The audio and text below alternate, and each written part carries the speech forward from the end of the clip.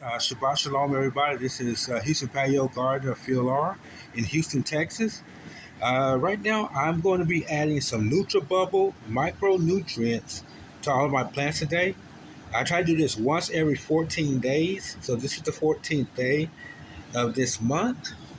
And as you can see, I have my three-way meter in, checking for moisture level on this pepper plant here. And it's called Gypsy Pepper. So Gypsy Pepper right there, Texas favorite. So as you can see, I've added some animal protection. My new patio has an abundance of squirrels and pine trees, and robins and blue jays, and they're in love with the nutrients I keep putting in the soil. So I'm going to put this cage up until I can create a bottom watering system so I can keep the topsoil dry. And by spreading this what's this called again? This white powder on here, in order to keep the topsoil dry enough so that it'll deter them from wanting to peck through the soil because there won't be an odor. So here's the arugula. I up potted, and I just added nutrients to it. Right here we have Jamaican callaloo, which is like a form of spinach. I've been growing this for the last couple of years. Back here we have lavender. We have cilantro seeded, and we have bunching onion on the very end, store-bought, regrowing. Here's my rosemary, one of my herb plants. I try to at least take 2 or 3 sprigs off every other week or so and dry them out and turn them into a rosemary powder, mix it with kosher salt and various other seasonings I collect from the garden, like my dried out bunching onions, green onions. I'll dry them out, dehydrate them, and grind them up into a powder and mix them in. So right now we're looking at 3 of these Bobcat tomatoes. Okay, so I'm growing those 3 there.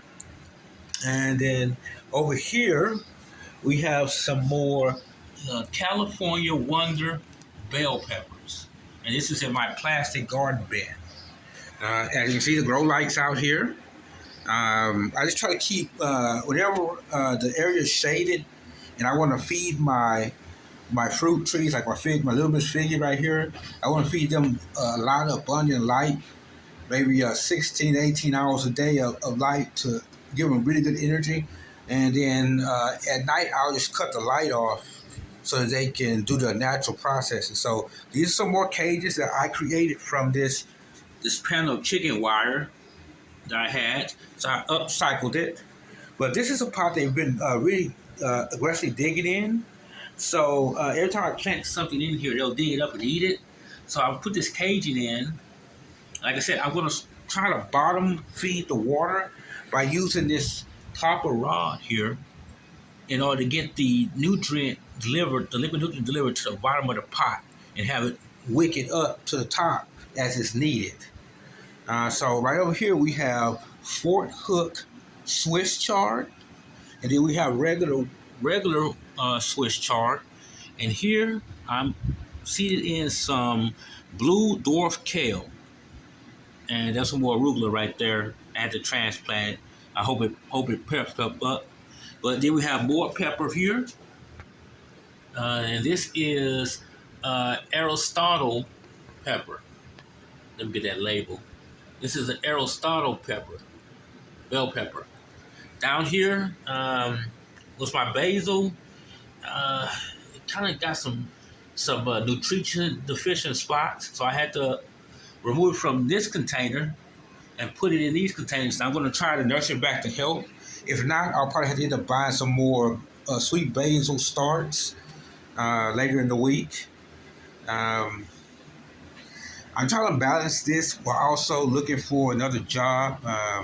As you guys may have not known, I had gotten terminated because my type 2 diabetes caused some severe neuropathy in my feet, and I felt unsafe at work.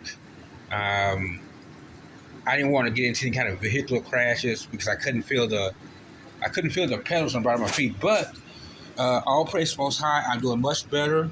My doctor and prayer being the foremost, and being honest with my doctor. So that's what I had to learn. Being honest with my doctor about what I was going through, and she suggested that I change career paths, maybe move into a supervisor or management position. Well, I'm not ready for that role yet. I feel like the Father Yahweh is really working on me in this season, and it's helped me to realize that not to tie my existence to my work, but to tie my existence to my obedience and to my faith and to the work of the kingdom. Our